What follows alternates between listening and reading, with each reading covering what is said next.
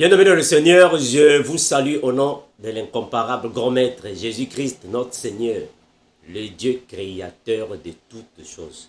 Merci mes bien-aimés et vous qui nous posez des questions afin de comprendre l'évangile de Christ, afin de comprendre réellement la Bible. Mes bien-aimés, nous venons ici pour décortiquer la Bible de la manière que vous, nos frères et nos sœurs, qui êtes amoureux de la parole, afin que vous puissiez alors la comprendre telle qu'elle est. Je suis venu ici avec une question qui m'a été posée par plusieurs personnes. Vraiment, les frères et les sœurs ont posé cette question. C'est comme s'ils se sont entendus. La question est celle de savoir, frère Armando, mais pourquoi le frère Paul a dit que le Fils sera soumis à celui qui lui a soumis toutes ces choses? Donc, il n'est pas Dieu. Lui aussi, il sera soumis. Il sera soumis au Père. Donc, il n'est pas Dieu. Il n'est pas Dieu le Père. Il sera soumis. Mais j'espère que cette question, je l'ai déjà répondu dans plusieurs de mes vidéos. Mais je vais faire une récapitulation afin que vous puissiez alors comprendre réellement pourquoi le frère Paul l'a dit.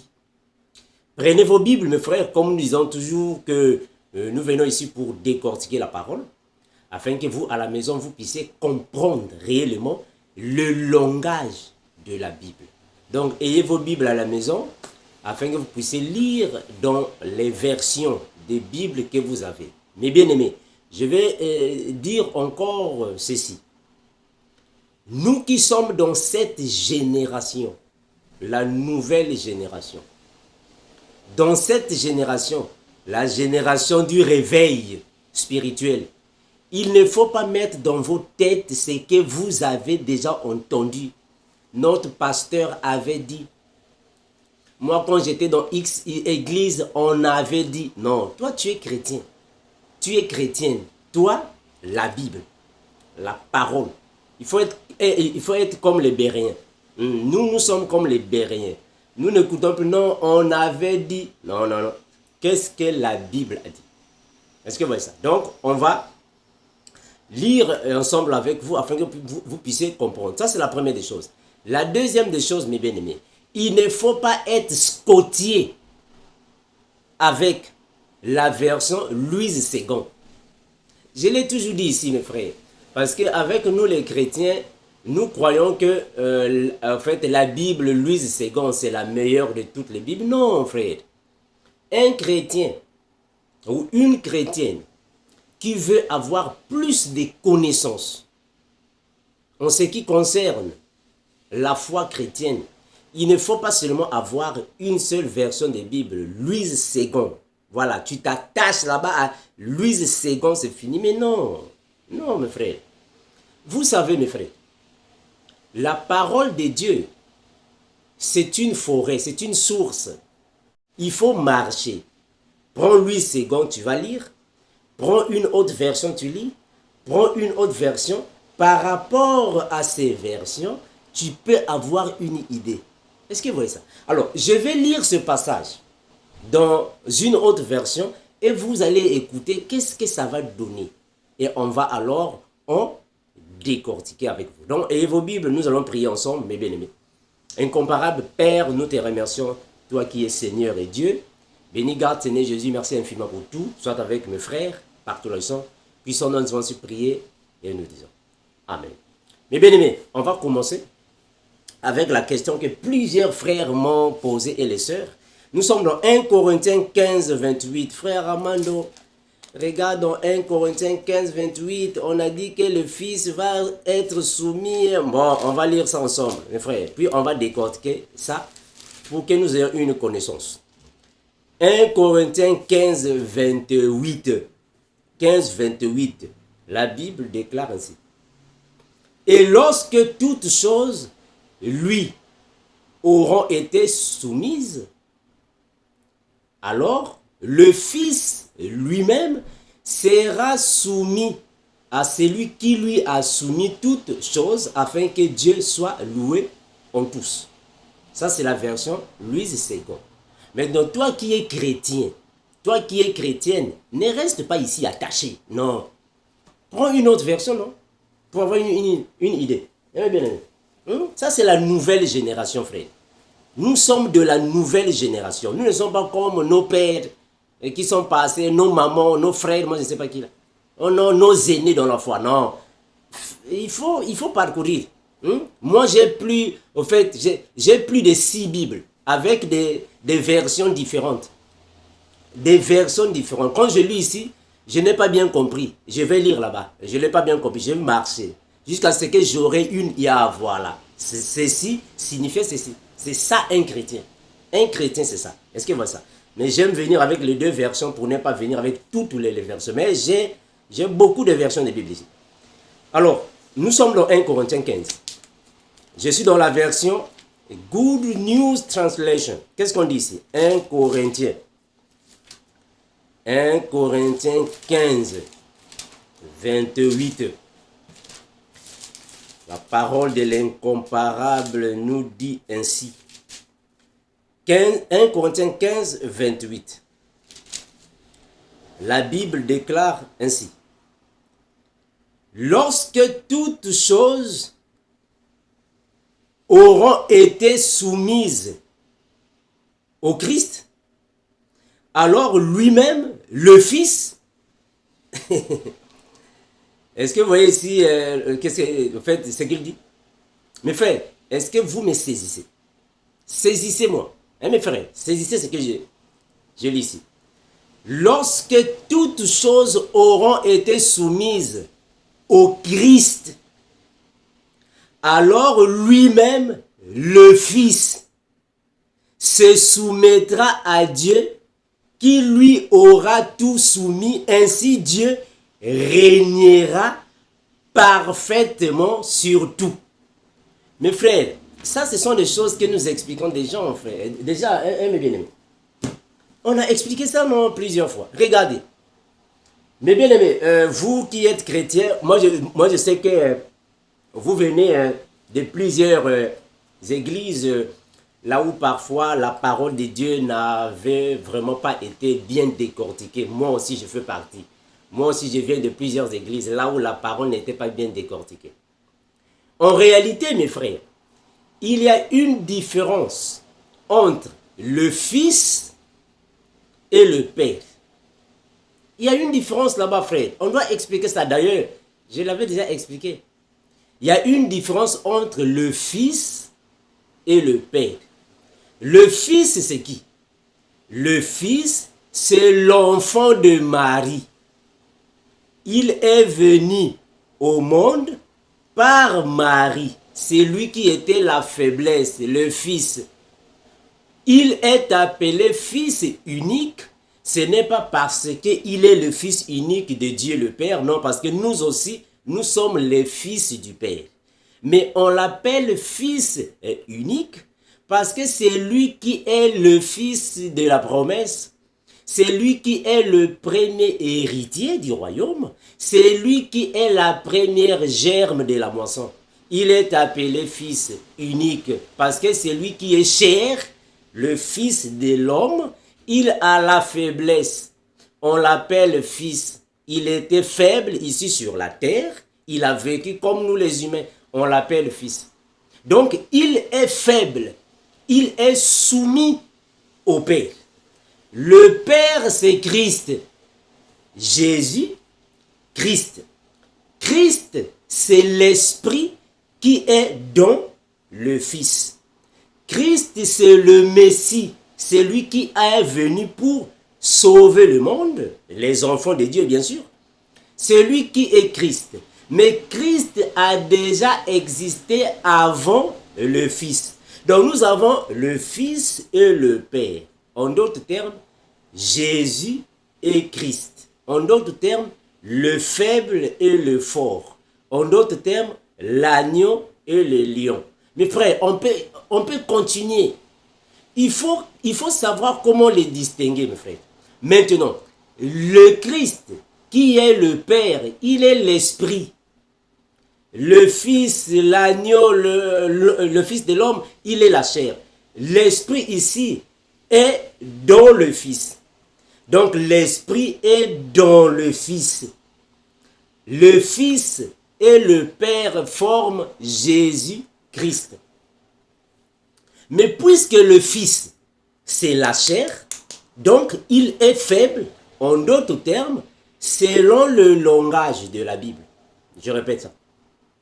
Selon le langage de la Bible, le Fils est soumis au Père. C'est un langage de la Bible.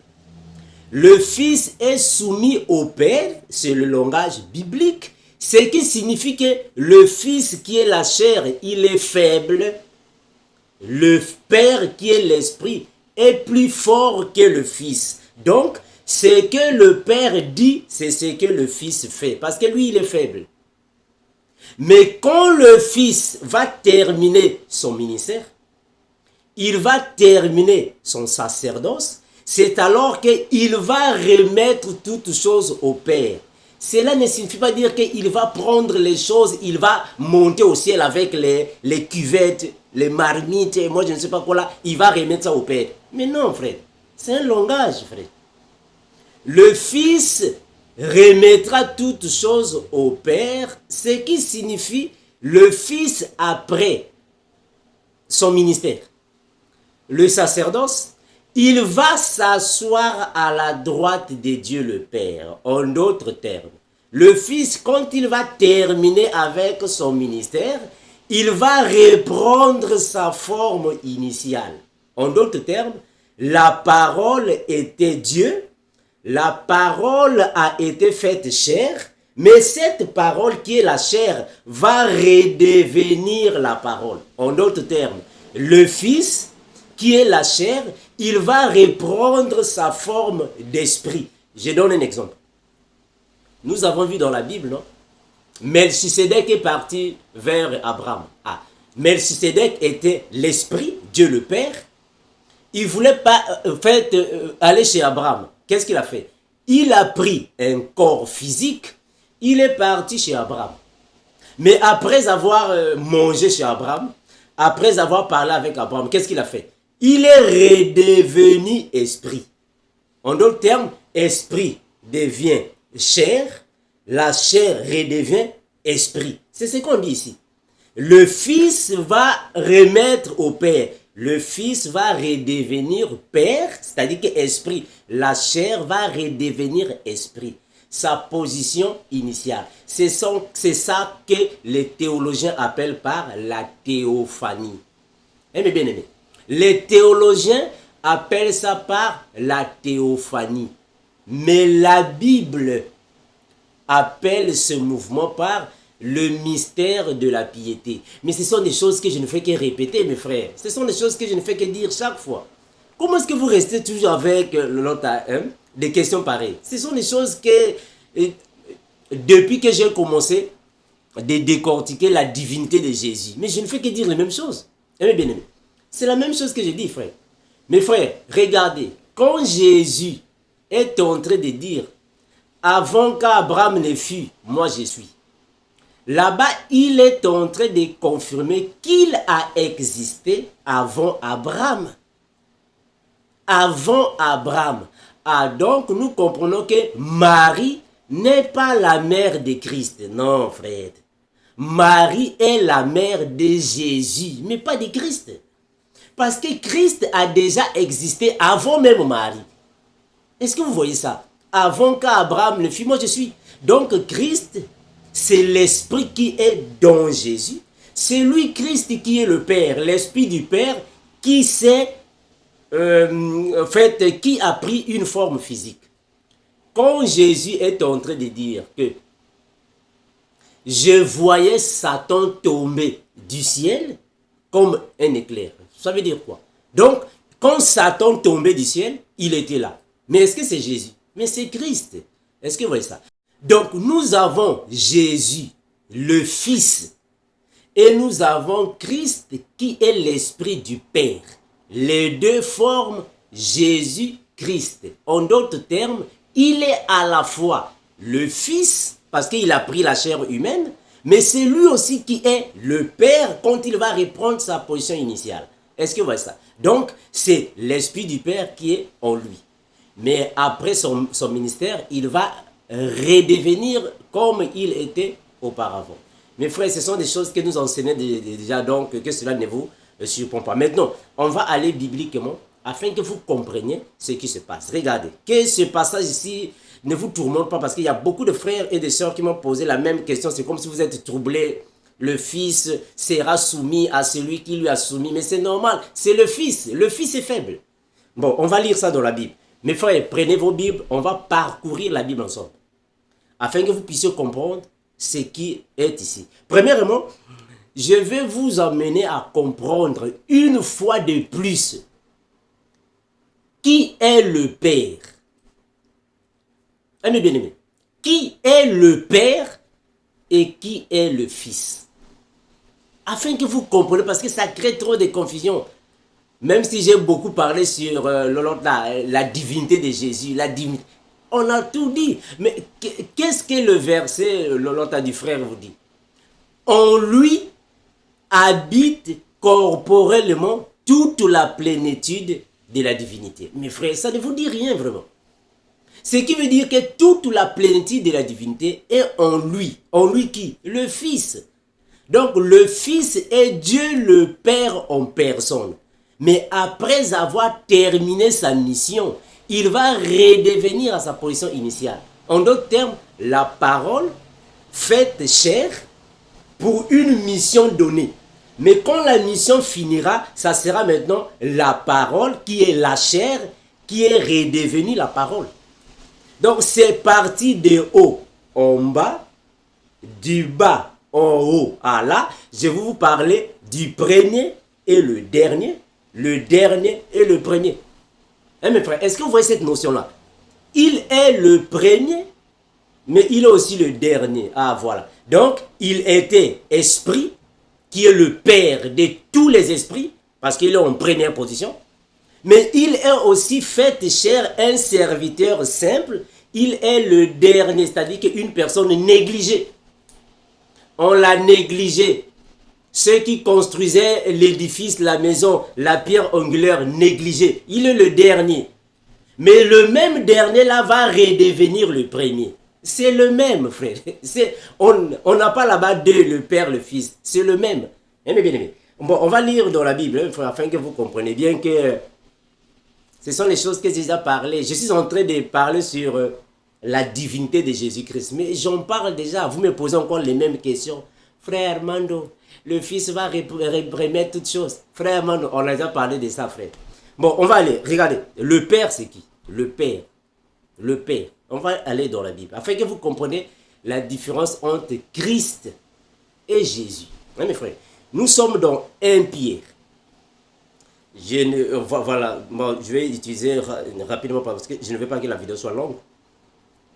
1 Pierre, chapitre 1er, le verset 10 et 11. Regardez.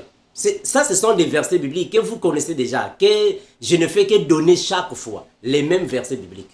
Mes bien-aimés. 1 Pierre. 1 Pierre, voilà. 1 Pierre 1, 10 à 11. Je vais aller doucement afin que vous compreniez encore une fois de plus. 1 Pierre 1, 10, 11. Que dit la Bible? Regardez. La Bible dit ainsi. Les prophètes qui ont prophétisé touchant la grâce qui vous a été réservée ont fait de ce salut l'objet de leur recherche et de leur investigation, voulant sonder l'époque et les circonstances marquées par l'Esprit de Christ qui était en eux et qui attestait d'avance les souffrances de Christ et la gloire dont elle serait suivie.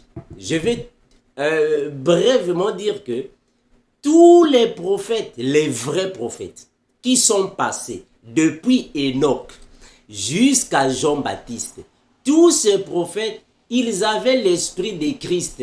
Je pèse les mots, frère. Je souligne ça. Ils avaient l'esprit de Christ et non l'esprit de Jésus. Je répète ça. Très important, frère. Mais frère, ça, ce sont des choses que nous répétons ici, non? Tous les prophètes n'avaient pas l'esprit de Jésus. Je vais répéter ça, c'est important. tous ces prophètes n'avaient pas l'esprit de Jésus, non.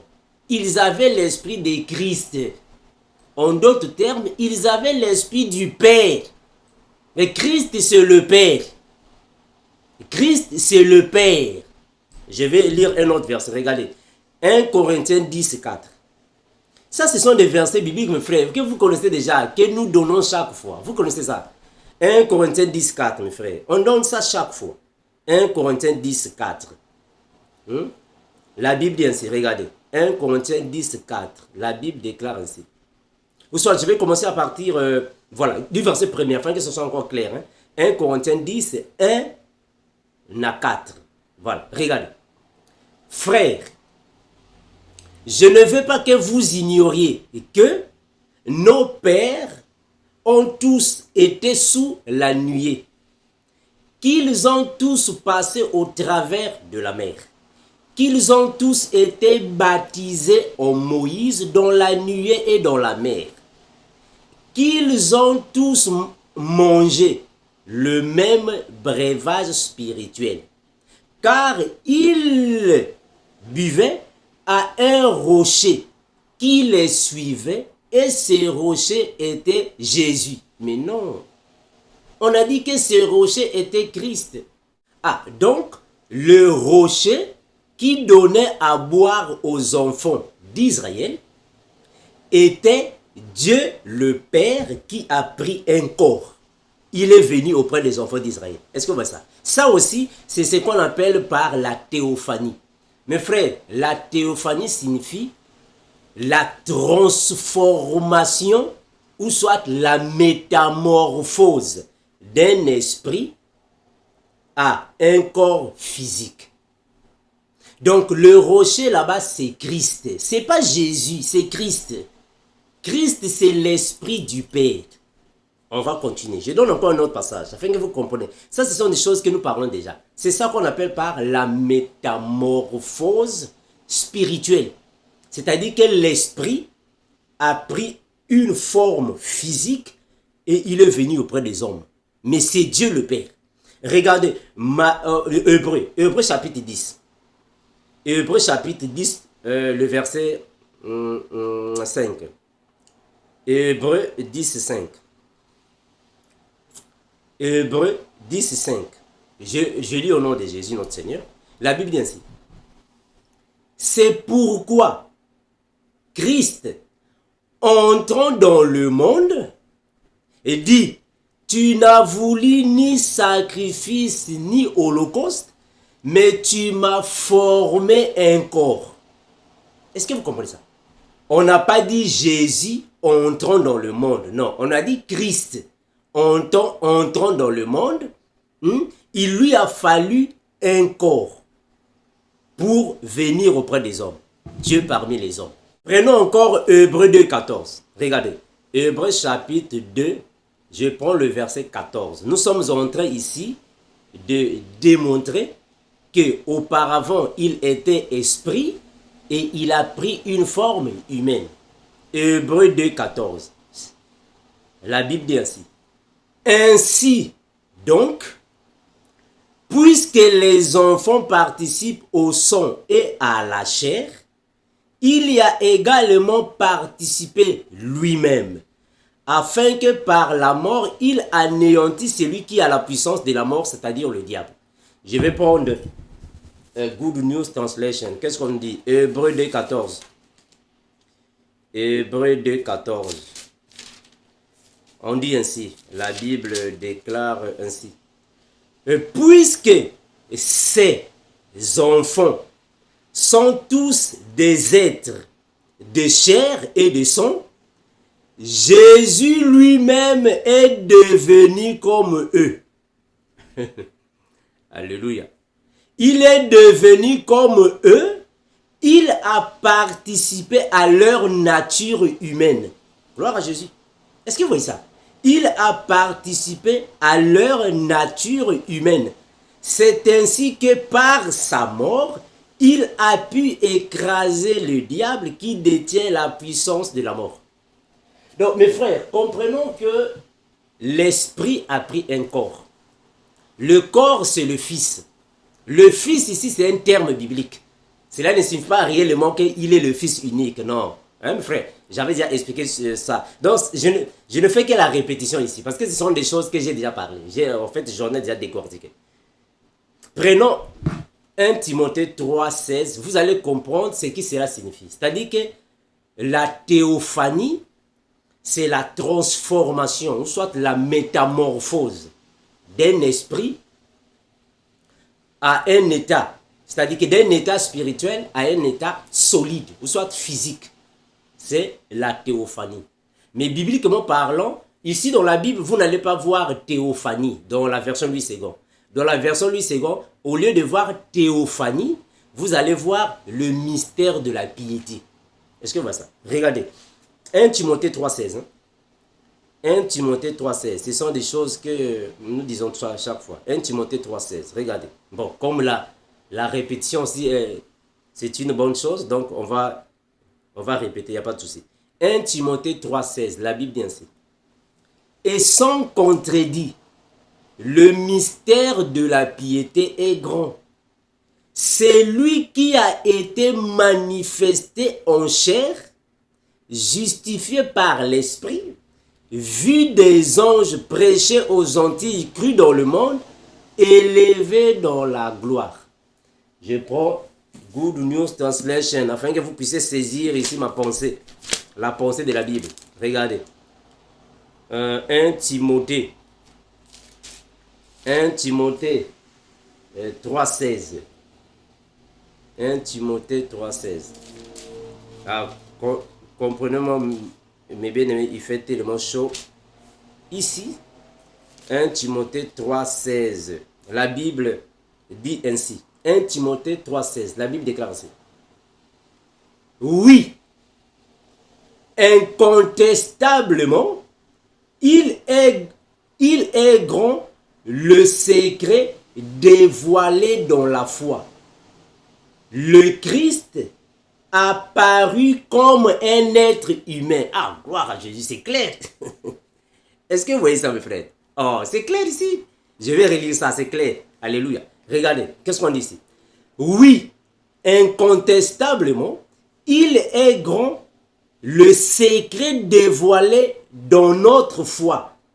Le Christ apparu comme un être humain. C'est clair, frère. Un bien-aimé. Le Christ apparu comme un être humain. Clair. En d'autres termes, l'Esprit est venu, il a pris la forme humaine, il est devenu Jésus. Donc, l'Esprit qui est le Père, c'est lui qui est devenu Jésus, c'est clair. Le Christ a apparu comme un être humain, c'est clair. Je vais lire, je continue. Il a été révélé juste par l'Esprit Saint et contemplé par les anges, annoncé parmi les nations et cru par beaucoup dans le monde. On n'a pas dit par plusieurs, mais par beaucoup. Il a été élevé à la gloire céleste. Eh bien, bien aimé, prenons aussi d'autres versions des Bibles, frère, afin que vous puissiez comprendre. Louis II peut être parfois limité. Louis II peut être limité. Vous voyez ici dans Louis II, on nous parle de ce ministère. Good News Translation est plus clair. Le Christ a apparu dans un être humain. Est-ce que vous voyez ça? C'est clair encore. Alors, mes frères, ça c'est le Père. Le Père, ici, c'est l'Esprit de Christ. Dieu est esprit. Mais cet esprit-là a la capacité de prendre, ou soit de se cacher dans une enveloppe. Donc Dieu le Père s'est caché dans un rocher. Le rocher c'est Jésus, non? C'est Christ. Ça va, non? Ça c'est clair.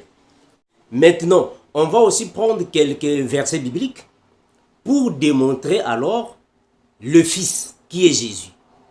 Avant que je ne puisse donner l'explication du verset que vous m'avez donné pour alors décortiquer.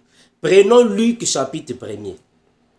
Luc chapitre 1er. On va maintenant dire ici qui est le Fils.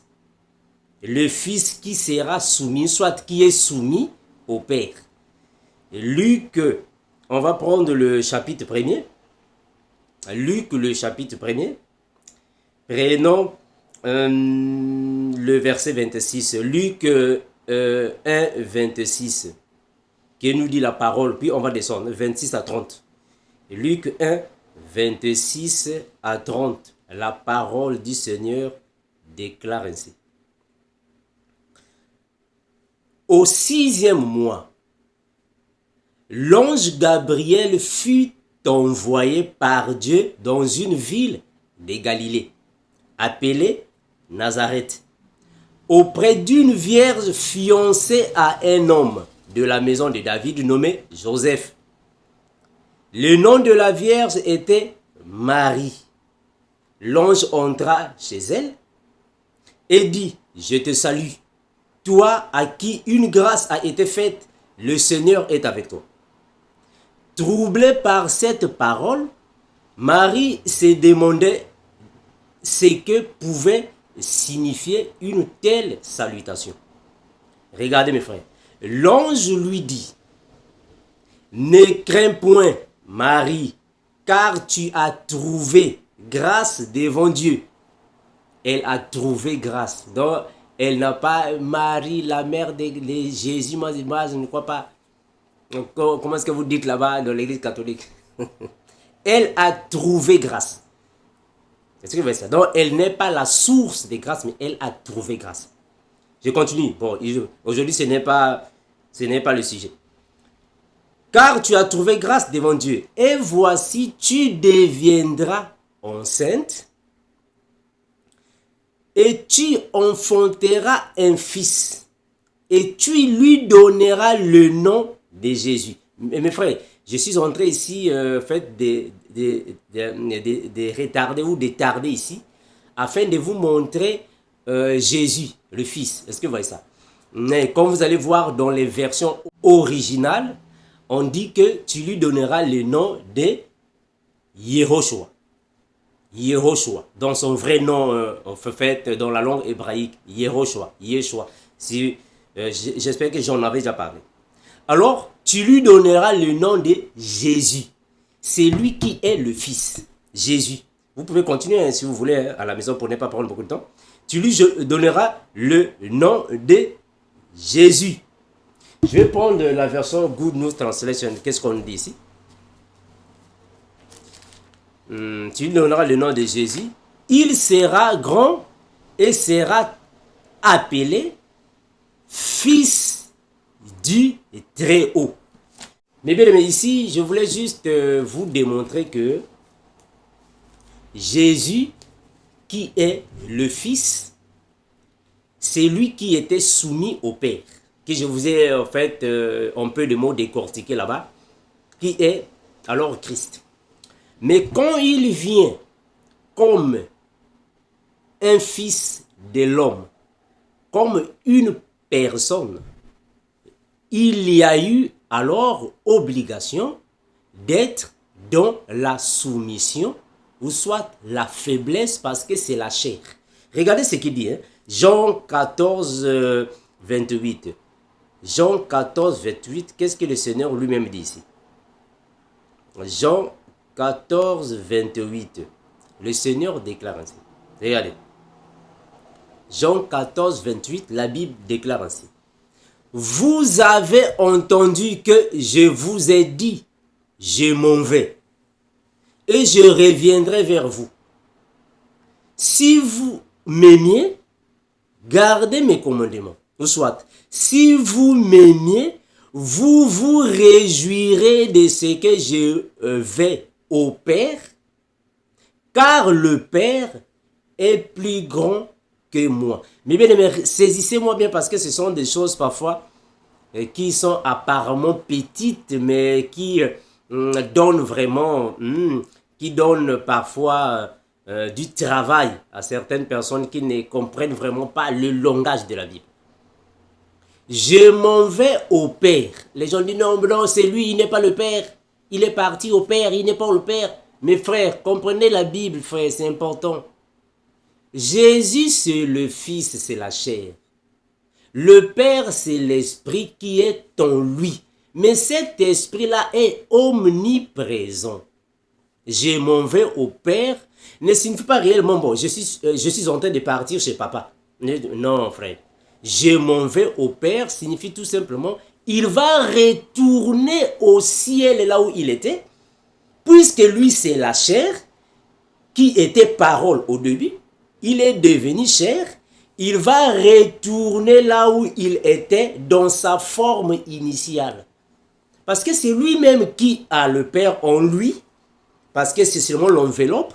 En d'autres termes, il va répartir et il va enlever le manteau. Donc c'est Élie qui est en train de monter. Bon, il enlève le manteau, il laisse tomber le manteau. Et nous recevons ce manteau-là. Est-ce que vous voyez ça? Voilà pourquoi il dit recevez et revêtez Christ. Donc lui, il doit repartir au ciel. Mais il doit enlever son enveloppe et reprendre sa position initiale. Regardez, je vais continuer. Je m'en vais au Père, car le Père est plus grand que moi. Cela veut dire quoi? Le Père est plus grand que moi. Facile dans la Bible. L'esprit est plus fort que la chair. Lui-même l'a dit. L'esprit est plus fort que la chair. En d'autres termes, le Père est plus grand que moi. En d'autres termes, les désirs de la chair et ceux de l'esprit sont opposés. On va voir que l'esprit est puissant, est fort plus que la chair, parce que la chair est faible. Donc, en d'autres termes, selon le langage de la Bible, la chair est soumise à l'esprit. Est-ce que vous voyez ça? La chair est soumise à l'esprit parce que l'esprit est l'autorité, la chair c'est la soumission. Je vais prendre un passage, regardez. Je suis dans Matthieu 26, regardez, afin que ça soit clair. Hein? Matthieu 26. Matthieu 26, 16, ou soit 26, 41, pardon. Matthieu 26, 41. Je répète, Matthieu chapitre 26, le verset 41. La Bible déclare ainsi, Matthieu 26, 41. La Bible dit ainsi, veillez et priez, afin que vous ne tombiez pas dans la tentation. L'esprit est bien disposé, mais la chair est faible. Qu'est-ce qu'il veut dire par là? C'est clair, non? Regardez, je vais prendre encore 2 Corinthiens 13, 4, avant que je puisse arriver là-bas. 2 Corinthiens 13, 4, que nous dit ici la parole du Seigneur. 2 Corinthiens 13, 4. La parole déclare ainsi. Car il a été crucifié, il ici c'est Jésus, a été crucifié à cause de sa faiblesse. C'est clair. Il a été crucifié à cause de sa faiblesse. Mais il vit par la puissance de Dieu. Mais il vit par la puissance de Dieu. Nous aussi, nous sommes faibles en lui. Mais nous vivrons avec lui par la puissance de Dieu pour agir envers vous. Donc, la Bible est claire de nous dire que la chair est faible, mais c'est l'esprit qui a la puissance, c'est-à-dire que l'esprit qui est disposé. Donc, c'est à la chair de se soumettre à l'esprit.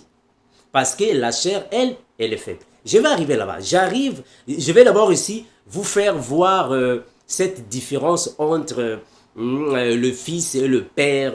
Pourquoi la chair, voilà. Afin que vous compreniez. Après, je vais toucher le verset que vous m'avez donné. Alors donc là, je vous ai démontré cette différence-là, le Fils, le Père. Afin que vous ayez une idée. Maintenant, je veux maintenant aller dans le verset que vous m'avez envoyé. Vous m'avez envoyé 1 Corinthiens. On va relire ça. Le verset de base. 1 Corinthiens 15, 28. J'espère que vous avez compris ce que j'étais là-bas en train de dire. 1 Corinthiens 15, 28 dit quoi?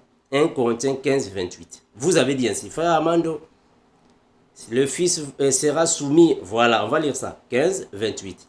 La Bible déclare ainsi. Et lorsque toutes choses lui auront été soumises, alors le Fils lui-même sera soumis à celui qui lui a soumis toutes choses afin que Dieu soit tout en tous. Mais bien aimés, comprenez en fait les termes bibliques. Cela vous aidera. Prenons aussi quelques versions de Bible afin que vous puissiez comprendre. Qu'est-ce que la Bible veut dire par là? Mes frères, retenons une chose, que Jésus, qui est le Fils de Marie, c'est Dieu le Père qui est venu accomplir la loi de Moïse. Donc Jésus, lui, il a joué le rôle du souverain sacrificateur Aaron dans le tabernacle mosaïque. Alors pour jouer le rôle d'un souverain sacrificateur, il fallait qu'il vienne pour venir récolter les péchés. Mais saisissez-moi, je vais répondre à la question que vous m'avez posée, afin que cette question ne continue en fait et puis de revenir. Saisissez-moi, frère, très important. Jésus, quand il vient dans le monde, il vient récolter tous les péchés de ses enfants pour alors aller avec ces péchés à la croix et crucifier les péchés là-bas. Il doit crucifier tous les péchés là-bas pour donner alors le salut à ses enfants. Maintenant, repartons dans le tabernacle de Moïse. Dans le tabernacle de Moïse, Moïse était comme Dieu devant Pharaon, mais quand ils viennent dans le désert, alors le tabernacle, le système en fait lévitique, ou soit le sacerdoce lévitique, la sacrificature devait être à la charge d'Aaron. Maintenant, Aaron, lui qui est souverain sacrificateur, qu'est-ce qu'il va faire? Pour que le Seigneur puisse pardonner le péché du peuple d'Israël, c'est à lui alors de récolter les péchés. Je vous ai parlé de Jésus, récolte les péchés. En d'autres termes, il accepte les péchés. Maintenant, pour Aaron, qu'est-ce qu'il fait?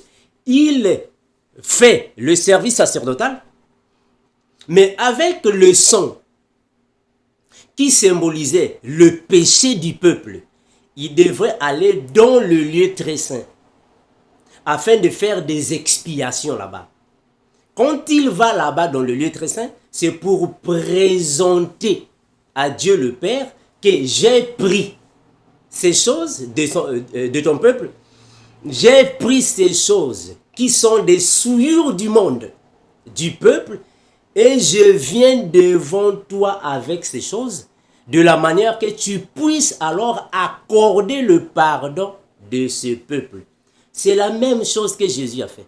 C'est-à-dire que quand la Bible dit que Jésus va prendre les choses, il sera soumis. C'est-à-dire que Jésus, premièrement, quand il vient ici sur la terre, le but de Jésus, c'est pour venir sauver le peuple. Sauver son peuple. Donc, il doit venir prendre le sang.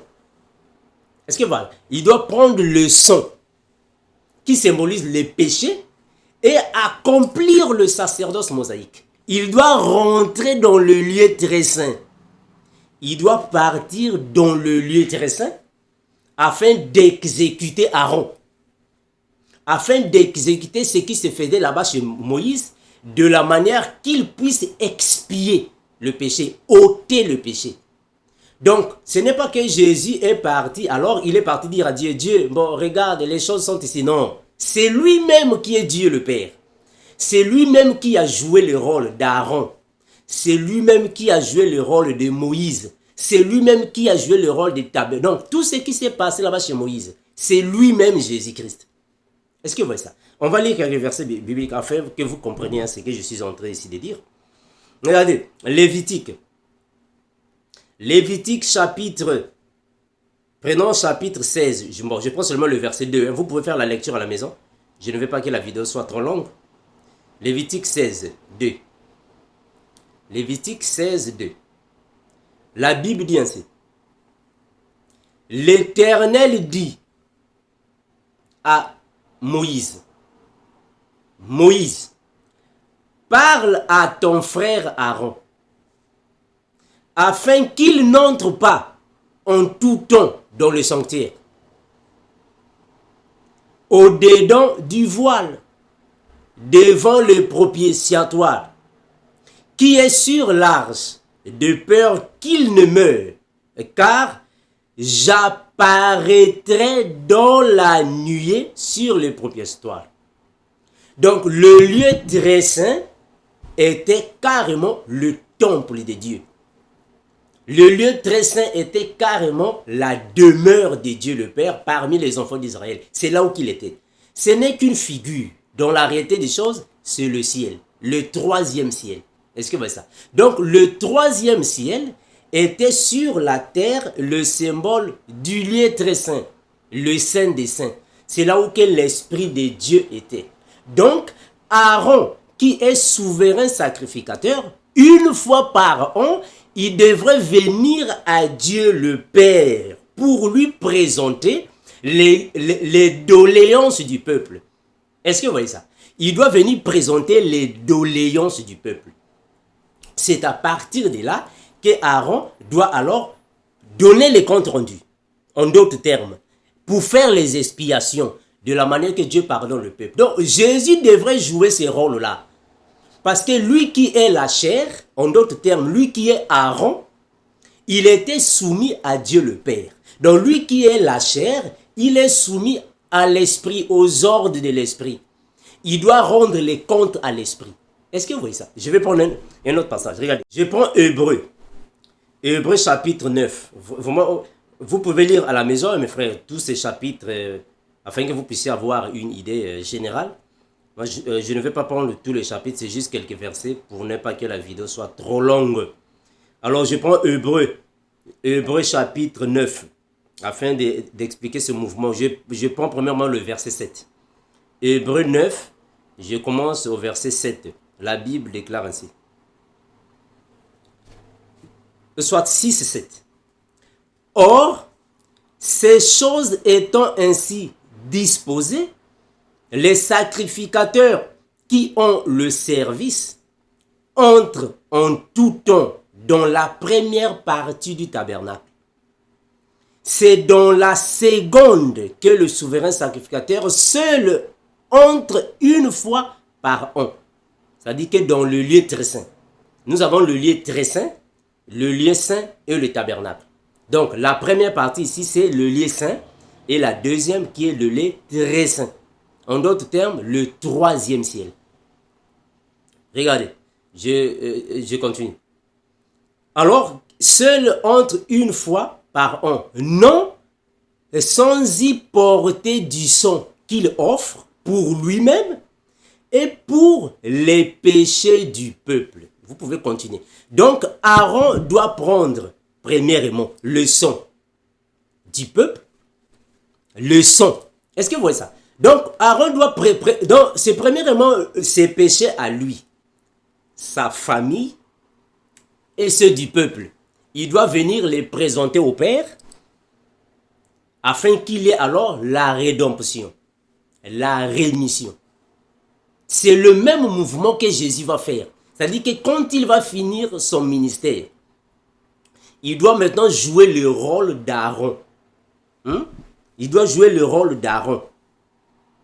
C'est-à-dire qu'il va alors reprendre sa position initiale. Mais premièrement, il doit jouer le rôle d'Aaron.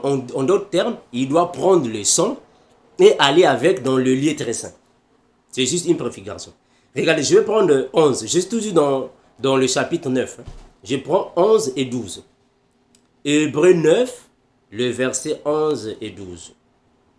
Mais Christ est venu et comme souverain sacrificateur des biens à venir. Il a traversé le tabernacle plus grand et plus parfait, qui n'est pas construit de main d'homme, c'est-à-dire qui n'est pas de cette création. Et il est entré une fois pour toutes dans le lieu très saint, Ici, le lieu très saint de Christ, ce n'est pas le tabernacle de Moïse. Le lieu très saint du Christ ici, c'est le troisième ciel. Mes frères, est-ce que vous me saisissez? Aaron, lui, il devait aller dans le lieu très saint physique pour l'expiation. En d'autres termes, la rémission, la rédemption des péchés de lui-même, sa famille et le peuple. Mais Jésus, lui, quand il vient, il joue le même mouvement. Mais cette fois-ci, Jésus, pour lui, c'est dans le troisième ciel. Il doit repartir dans le troisième ciel, comme Aaron faisait. Il doit venir auprès de Dieu pour alors lui, en d'autres termes, lui rendre les comptes par rapport à son ministère qu'il a fait pour la rémission des péchés du peuple. Je vais continuer. Le verset 12. Hein. Et il est entré une fois pour toutes dans le lieu très saint, non avec le son des boucs et des veaux, mais avec son propre sang, ayant obtenu une rédemption éternelle. Est-ce que vous voyez ça? C'est à partir d'ici que le frère va dire que Jésus, c'est-à-dire que le Fils, il doit en d'autres termes rendre compte au Père. Le Fils doit en d'autres termes présenter au Père ce qu'il a fait par rapport à la rémission. De la même manière que Aaron faisait. Il faut venir dans le lieu très saint avec le sang des expiations pour alors expliquer, pour alors présenter l'échantillon de ce qu'il a pris. Venir avec. Est-ce que vous voyez ça, mes frères? En d'autres termes, venir avec la germe de la récolte, de la plantation, afin que le Seigneur agrée ce que vous avez fait. Je prends encore un autre passage, juste dans le but de vous expliquer ce que je suis en train de dire. Je suis dans Hébreu. Hébreu chapitre 1er. Hébreu chapitre 1er, je prends le verset 1 à 3. Regardez. Après avoir autrefois à plusieurs reprises et plusieurs manières parlé à nos pères par les prophètes, Dieu dans ces derniers temps nous a parlé par le Fils, qu'il a établi héritier de toutes choses par lesquelles il a aussi créé le monde, et qui étant le reflet de sa gloire et l'empreinte de sa personne. Est-ce que vous voyez ça? Est-ce que vous comprenez ces expressions? L'empreinte de sa personne. Et soutenant toutes choses par sa parole puissante, a fait la purification des péchés. Retenez-moi, frère, parce que ici c'est le service sacerdotal. Ici, il est en train de jouer le rôle d'Aaron pour l'accomplir. A fait la purification des péchés et s'est assis à la droite de la majesté divine dans le lieu céleste, devenu d'autant supérieur aux anges qu'il a hérité d'un nom plus excellent que le leur. Donc le Seigneur Jésus, Christ, le Père, quand il vient dans le monde, il devait accomplir sa mission avant d'aller alors s'asseoir à la droite de Dieu le Père. S'asseoir à la droite de Dieu le Père ne signifie pas dire que Dieu est assis quelque part. Alors Jésus lui aussi viendra, il va demander qui est à gauche. Non, c'est un tel qui est à gauche. Bon, moi je vais m'asseoir à droite. Non, frère. S'asseoir à la droite de Dieu le Père, c'est reprendre sa position de force. Sa position initiale. C'est-à-dire qu'il était esprit, il s'est fait chair, il est devenu faible. Alors, il doit reprendre sa forme initiale.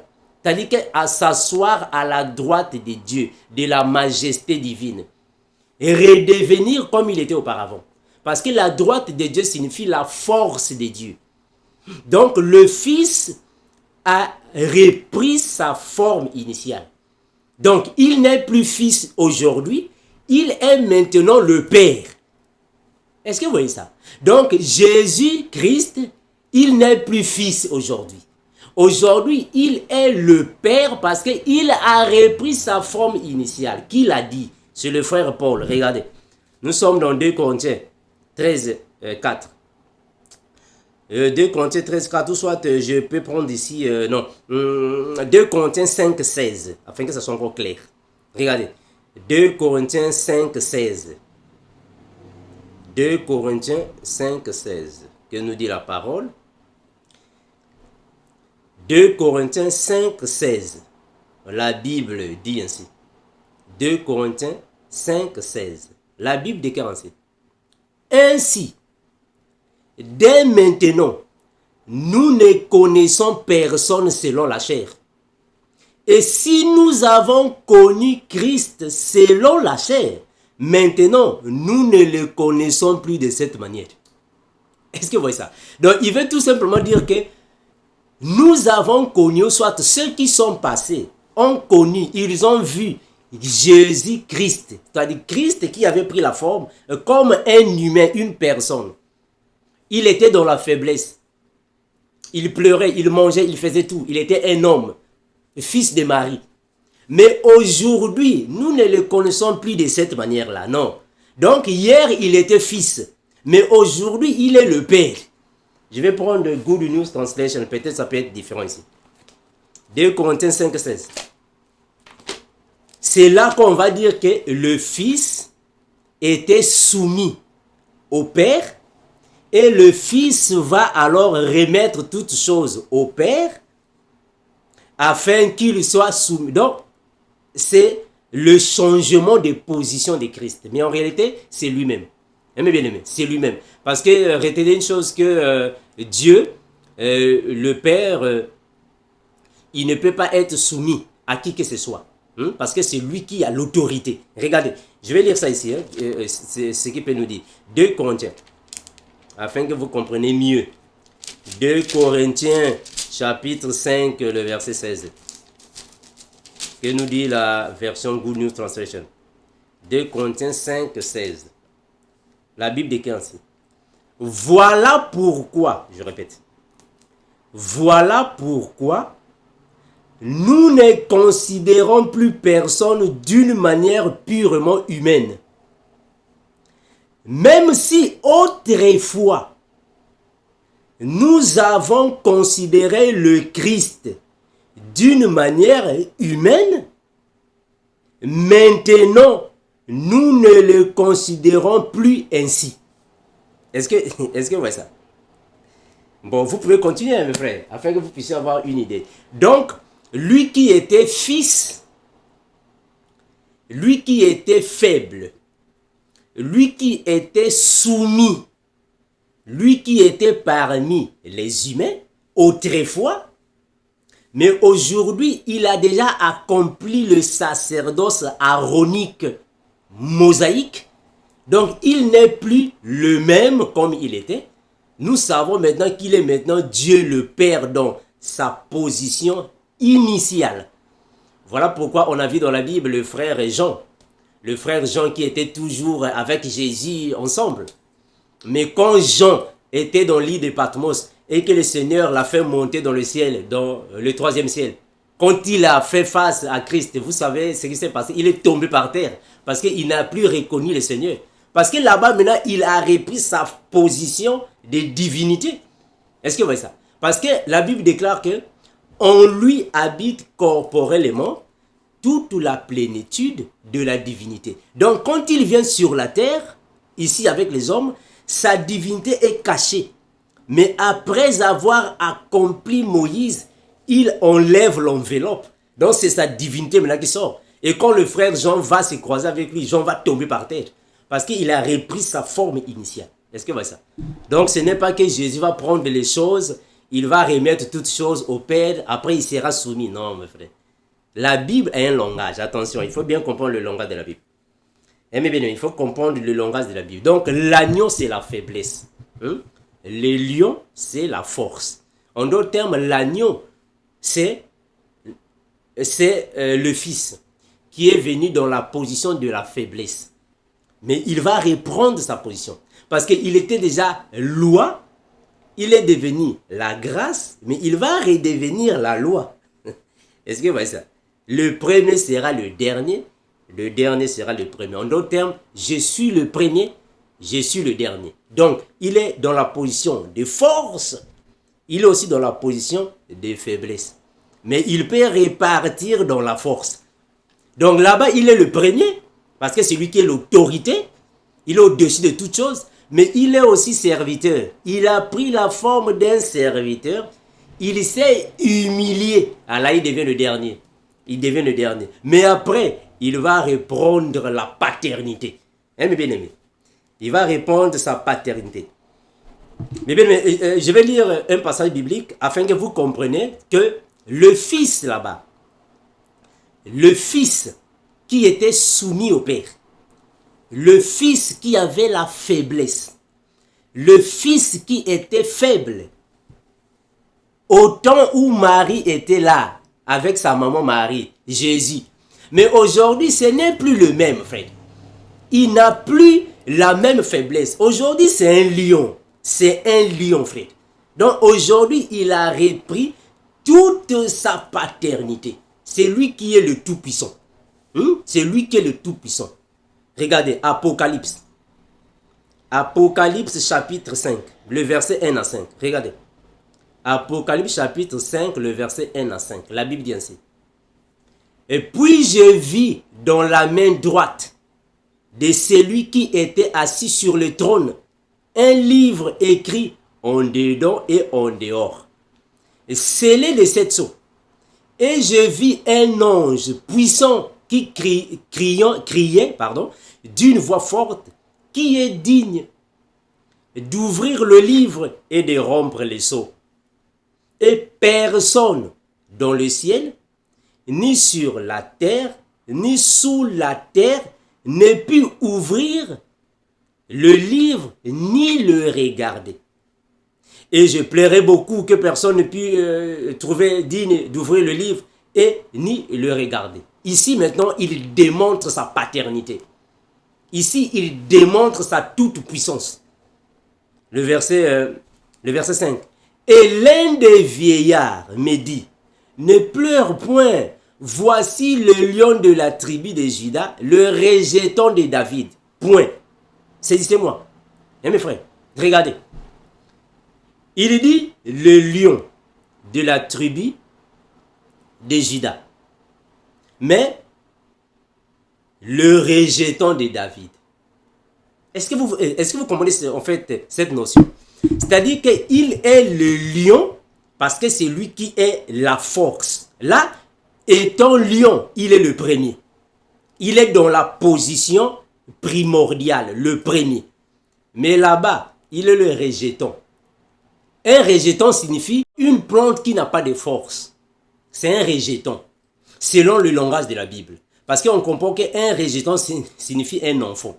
C'est-à-dire qu'une plante qui n'a pas de force. Donc, il est à la fois le lion qui a la force, c'est-à-dire le premier, mais il est aussi un rejeton. Le rejeton ici signifie une plante qui n'a pas de force, faible. C'est-à-dire le dernier. Regardez, je vais prendre un passage ici, afin que vous compreniez le rejeton signifie quoi, selon le langage de la Bible. Un rejeton, c'est quoi? Ou soit c'est qui? Regardez, un rejeton. Donc, il est le lion, il est aussi un rejeton. Soit le premier et le dernier. Regardez, un rejeton signifie quoi? Le rejeton signifie ceci, afin que vous puissiez comprendre le langage de la Bible. Jésus, Christ est aussi un rejeton. Ça veut dire quoi un rejeton? Nous sommes dans Ésaïe. Regardez. Ésaïe chapitre 53. 53, je prends le verset 1er et jusqu'à 3. 53, 1 à 3. La Bible dit ainsi. Qui a cru à ce qui nous était annoncé? Et qui a reconnu le bras de l'Éternel? Il s'est élevé devant lui comme une faible plante, un rejeton. Est-ce que vous voyez ça? Un rejeton signifie une faible plante. C'est-à-dire qu'une personne qui n'a pas de valeur, négligée, méprisé. En d'autres termes, le dernier. je continue, regardez. Et comme un rejeton qui sort d'une terre desséchée. C'est-à-dire que la terre desséchée ici signifie un désert. En d'autres termes, un peuple qui ne connaissent pas la parole, qui n'ont pas l'eau, mais une petite plante qui va sortir de là tout faiblement. Mais une petite plante qui sort d'un désert, là où il n'y a pas d'eau, qu'est-ce qui va se passer? On va le tuer, il va mourir, non? Il va mourir. Est-ce que vous voyez ça? Il va mourir. Ce sont des métaphores. Je continue, regardez. Il n'avait ni beauté, ni éclat pour attirer nos regards, et son aspect n'avait rien pour nous plaire. Je prends le verset 3. Méprisé et abandonné des hommes, homme de douleur et habitué à la souffrance, semblable à celui dont on détourne le visage. Nous l'avons dédaigné. Nous n'avons fait de lui aucun cas. Continuez. Vous pouvez continuer, mes frères, pour ne pas que je sois trop long. Donc, il est l'unique qui est capable de regarder, premièrement, d'ouvrir le livre. Parce que c'est sa toute puissance. Il est Dieu, le Père. Mais il est aussi le Fils. Parce que c'est lui qui est l'agneau, mais il est aussi un lion. Il est le lion, aussi un rejeton, une plante faible. Est-ce que vous voyez ça? Donc, que cela, mes bien-aimés, ne vous perturbe pas. Nous comprenons que la Bible nous démontre dans toutes ses dimensions la paternité et la divinité de Jésus-Christ. Mais sauf qu'il faut maintenant savoir marcher. Il faut maintenant savoir quelle était la mission du Fils et quelle est alors la continuité alors de sa mission. Très important. Le Fils avait une mission. Il devait accomplir Moïse, Aaron, le souverain sacrificateur, et alors entrer dans le lieu très saint pour faire le même service que Aaron aussi avait fait. Donc il n'y a pas que le Fils, après il va remettre les choses au Père et il va rester dans son coin, c'est le Père qui va... Non, c'est le même, frère. Nous n'avons pas, au fait, nous n'avons pas à dissocier le Père au Fils. Nous n'avons pas à les dissocier. Bon, le Père est là-bas, le Fils est ici, et le Fils s'assoit, et c'est le Père qui... Non, non, non. Le Père et le Fils, c'est le même. Mais il a joué des rôles. Je vous ai lu ici que c'est lui qui est le lion, c'est lui aussi qui est l'agneau. C'est lui qui est le lion, il est aussi le rejeton de David. C'est le même. Ils ne sont pas différents. C'est le même. Mais sauf qu'il a joué des rôles. Maintenant, dans la Bible, vous allez voir quelque part que Jésus a fait ceci et en plus on a mis le Père a fait ceci. Que cela ne vous embrouille pas, mes frères. La Bible est un langage. Je l'ai toujours dit. Même dans le livre de l'Apocalypse. C'est la même chose avec le livre de l'Apocalypse. Vous allez voir beaucoup de fois. Le lion est assis là-bas. L'agneau est là-bas. Le lion est... Mes frères, ce sont des termes de la Bible qu'il faut alors expliquer. Il faut expliquer ça, mes frères. Ce sont des termes bibliques. C'est un langage de la Bible qu'il faut expliquer. Qu'il faut expliquer, mes frères. Donc, nous croyons que nous avons notre Père, qui est Jésus-Christ. C'est lui qui est notre Père.